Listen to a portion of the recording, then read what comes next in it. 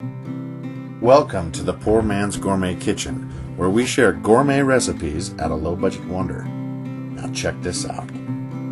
First thing you want to do is add some butter to whatever size dish you want to cook your puff pancakes in. Then take it straight to a preheated oven and let that melt down.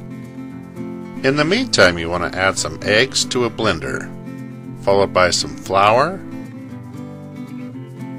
some milk, a little bit of salt, sugar, cinnamon, nutmeg, and some vanilla.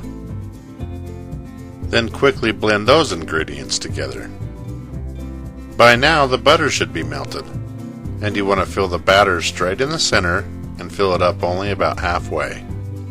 Now take the dish back to the oven, and you want to bake this at about 375 degrees Fahrenheit for 20 to 25 minutes. And when it's done, it should look something like this. Just finish it off with some powdered sugar and whatever toppings you like, and serve with maple or berry syrup.